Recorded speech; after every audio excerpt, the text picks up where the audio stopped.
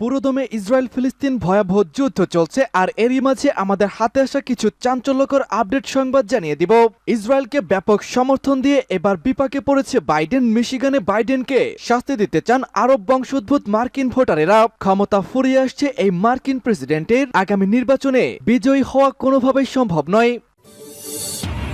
এদিকে আভদিভকা ও দোনেস্কের কাছে আরো সুবিধাজনক অবস্থানে রয়েছে রাশিয়া। পরাজয়ের প্রহর গুনছে জেলেনস্কি। থাকবে যে কারণ দেখিয়ে পদত্যাগ করলেন ফিলিস্তিনের প্রধানমন্ত্রী। জানিয়ে দিব এক সপ্তাহের মধ্যেই জান্তামুক্ত হবে রাখাইন বিদ্রোহী জোটের ঘোষণা। থাকবে গাজায় ইসরায়েলি হামলায় নিহতের সংখ্যা এবার বেড়ে দাঁড়িয়েছে 29,782 জনে। সর্বশেষ জানিয়ে দিব এই প্রথমবারের মতো নারী মুখ্যমন্ত্রী পেল এবার পাকিস্তান। দর্শক শুনছিলেন সংবাদ শিরোনাম, এবারে থাকবে বিস্তারিত।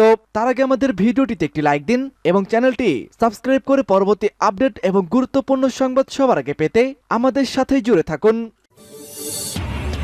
ফেসে গেছে বাইডেন। মিশিগানে এবার এই মার্কিন প্রেসিডেন্টকে শাস্তি দিতে চান মার্কিন বংশোদ্ভূত আরব বংশোদ্ভূত মার্কিন ভোটারেরা। মার্কিন প্রেসিডেন্ট জো বাইডেনের মিশিগান সফরে আরব আমেরিকান ভোটারদের সঙ্গে উত্তেজনা প্রবল হয়ে উঠেছে।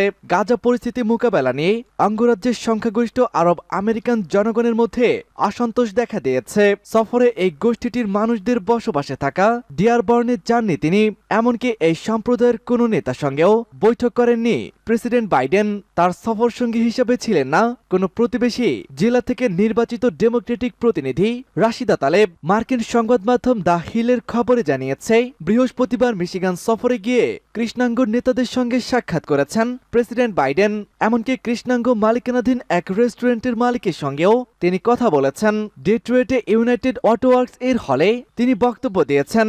2020 সালের নির্বাচনে ইউনিয়নের সদস্যদের মধ্য থেকে 14% পয়েন্ট পেয়ে প্রেসিডেন্ট নির্বাচিত হয়েছিলেন জো বাইডেন।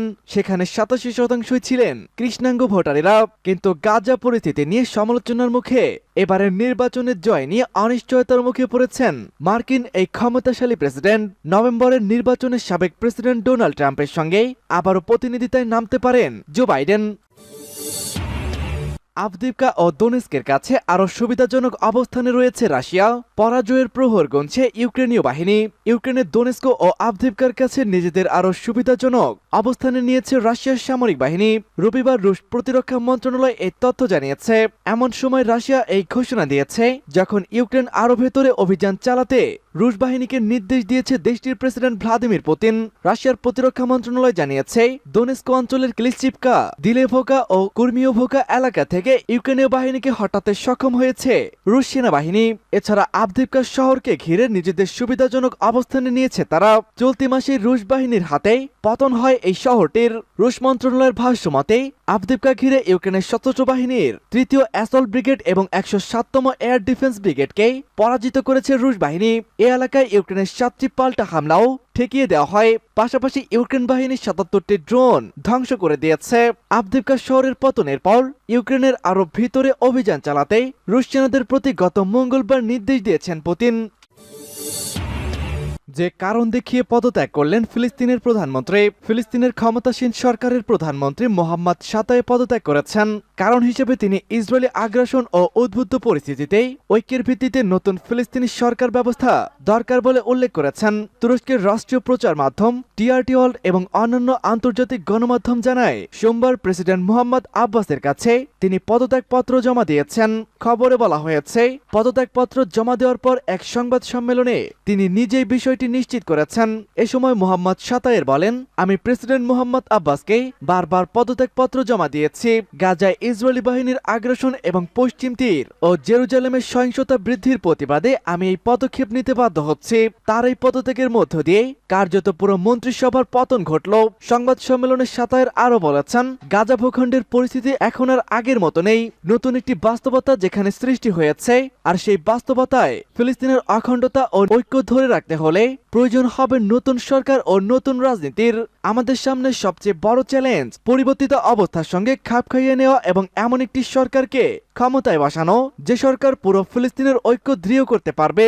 আমার পদত্যাগের মূল কারণ এটি। এক সপ্তাহের মধ্যেই জান্তামুক্ত হবে রাখাইন, বিদ্রোহী জোটের ঘোষণা। মিয়ানমারের রাখাইনের আরাকান আর্মির কাছে একে একে পরাজয়ের শিকার হয়েছে জান্তা প্রশাসন। এর মধ্যে রাজ্যটির অধিকাংশ এলাকা দখল করেছে বিদ্রোহী এই গোষ্ঠীটি। এই অবস্থায় রাজ্যটিকে শীঘ্রই জান্তা বাহিনী থেকে মুক্ত করা হবে বলে ঘোষণা দিয়েছে দেশটির 3টি বিদ্রোহী গোষ্ঠীর জোট ব্রাদারহুড অ্যালায়েন্স। গত মঙ্গলবার এক বিবৃতিতে এই ঘোষণা দিয়েছেন তারা। বৃহস্পতিবার রাখাইন ভিত্তিক সংবাদ মাধ্যম নারিনজরা নিউজ এই তথ্য জানিয়েছে। এতে বলা হয়, রাখাইন রাজ্যের দেশটির জান্তা বাহিনীর সদস্যরা শীঘ্রই আরাকান আর্মির কাছে আত্মসমর্পণ করবেন। জান্তা সেনাদের উপরে হামলা অব্যাহত রেখেছে আরাকান আর্মি। রাজ্যটিতে জান্তাদের সব ক্যাম্প দখল করতে আর মাত্র কয়েকদিনই লাগবে। সেখানে এখন মাত্র 100 জনের মতো জান্তা সেনা অবস্থান করছে। বিবৃতিতে আরো বলা হয়, রাখাইনের সামরিক বাহিনীর ছোট বড় যত ক্যাম্প রয়েছে তার প্রায় সবগুলোই এখন আরাকান আর্মিদের দখলে রয়েছে। এসব ক্যাম্পে জান্তা অনুগতরা শীঘ্রই আত্মসমর্পণ করবেন এবং এর বাইরে যেসব ক্যাম্প রয়েছে যারা এখনো আত্মসমর্পণ করেনি তাদের বিরুদ্ধে আরাকান আর্মির অভিযান অব্যাহত রয়েছে। গাজায় ইসরায়েলি হামলায় নিহতের সংখ্যা বেড়ে দাঁড়িয়েছে 29,782 জন। গাজা উপত্যকায় হামাস পরিচালিত স্বাস্থ্য মন্ত্রণালয় তারা সোমবার জানিয়েছে, ফিলিস্তিনি যোদ্ধা এবং ইসরায়েলি বাহিনীর মধ্যে যুদ্ধে অবরুদ্ধ এই উপত্যকায় এখন পর্যন্ত কমপক্ষে 29,782 জন নিহত হয়েছেন।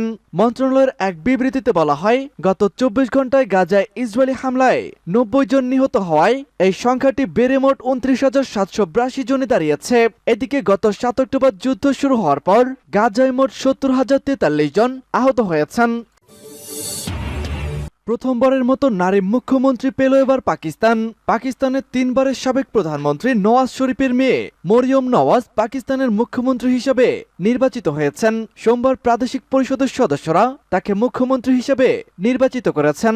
এর মাধ্যমে মারিয়ম পাঞ্জাব তথা পাকিস্তানের 7 দশকের ইতিহাসে এই প্রথমবারের মতো নারী মুখ্যমন্ত্রী নির্বাচিত হলেন।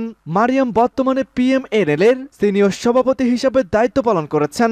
তিনি নওয়াজ শরীফের বড় মেয়ে এবং শাহবাজের ভাতিজি। তিনি পাঞ্জাব থেকে শরীফ পরিবারের 4র্থ মুখ্যমন্ত্রী এবং একই সঙ্গে তিনি এই পরিবারের প্রথম নারী এমপিও। জিও নিউজের প্রতিবেদন অনুযায়ী সোমবার পাঞ্জাবের প্রাদেশিক প্রদেশে মুখ্যমন্ত্রী নির্বাচন অনুষ্ঠিত হয়। এদিন পরিষদের 220 জন এমপি মারিয়মকে ভোট দিয়ে নির্বাচিত করেছেন। সুন্নি ইত্তেহাদ কাউন্সিল নির্বাচন বর্জন করায় তার প্রতিদ্বন্দ্বী রানা আফতাব আহমেদ কোনো ভোটই পাননি। রানা আফতাব সুন্নি ইত্তেহাদ কাউন্সিলের প্রার্থী ছিলেন।